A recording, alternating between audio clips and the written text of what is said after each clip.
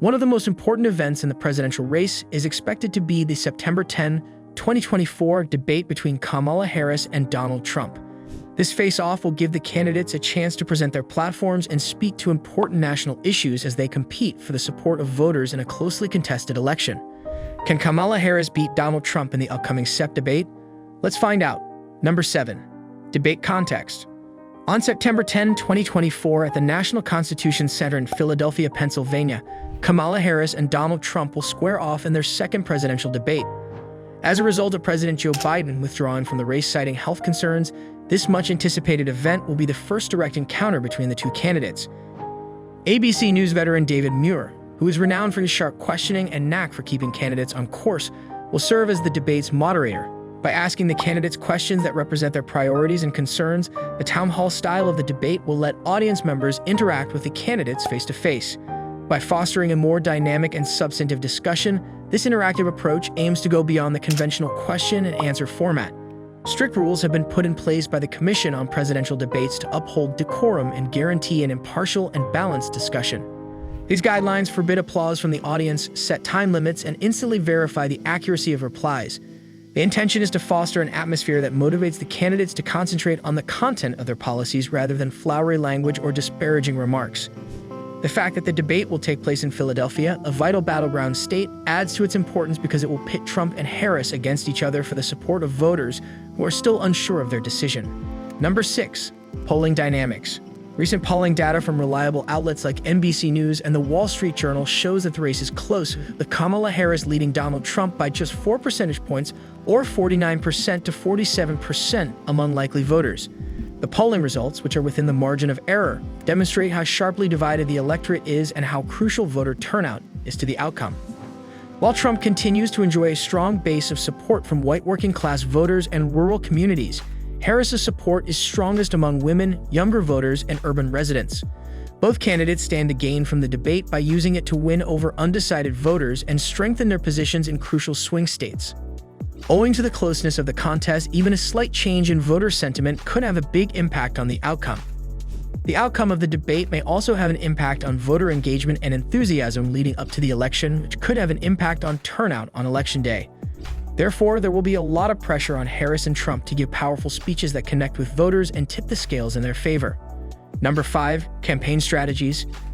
A strategic advertising campaign featuring former Trump administration officials voicing their concerns about Trump's leadership qualities has been launched by Kamala Harris' campaign in advance of the debate.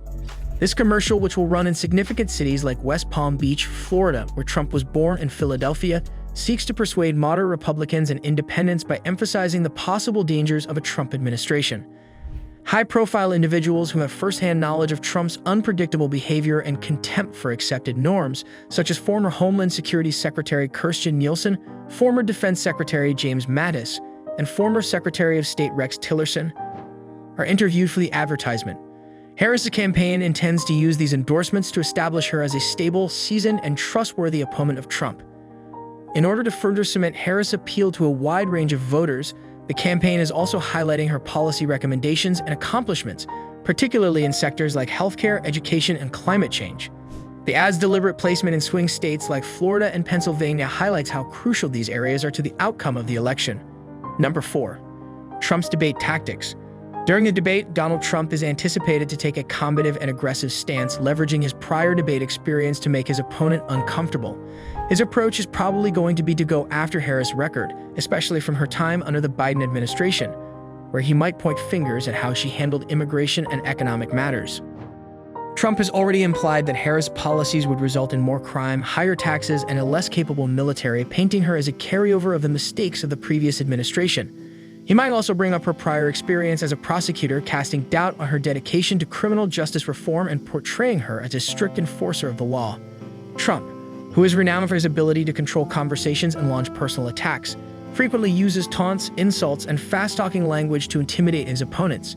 However, Trump's ability to use such tactics may be limited by the structured nature of the debate, which includes stringent time constraints and fact-checking procedures. To connect with voters, especially those who are looking for a more civil and substantive conversation, he will need to concentrate more on the substance of his policies and his well-reasoned positions.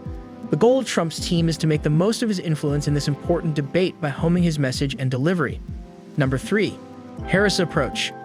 In their upcoming meeting, Kamala Harris plans to use her vast background in Senate hearings and debates to hold Trump responsible. Her approach will probably combine relatability, empathy, and assertiveness in an effort to address important issues and establish a personal connection with voters. In order to demonstrate her vision for a more just and sustainable society, Harris is anticipated to highlight her record on important issues like healthcare, education, and climate change. She may also counter Trump's combative strategies by engaging in comedy, personal tales, and rhetorical devices to project an image of a kind and capable leader. In an effort to appeal to voters who are still unsure of their choice and are looking for a candidate with a clear future plan, her campaign has emphasized her ability to participate in meaningful policy discussions. In order to position herself as a practical problem solver who can collaborate across party lines to get results, Harris will probably also emphasize her background as a prosecutor and her dedication to criminal justice reform. Harris wants to persuade voters that she is the most qualified candidate to steer the nation in the right direction by outlining a bright perspective and holding Trump responsible for his actions. Number 2. Debate format. 6 15-minute segments will make up the structured format of the debate, which David Muir will moderate. The town hall portion will include opportunities for rebuttals and audience questions after each candidate has 2 minutes to address questions from the moderator. Unmuted microphones will not be used during the debate, which is noteworthy because Harris' campaign originally pushed for this regulation to promote a more civil discourse.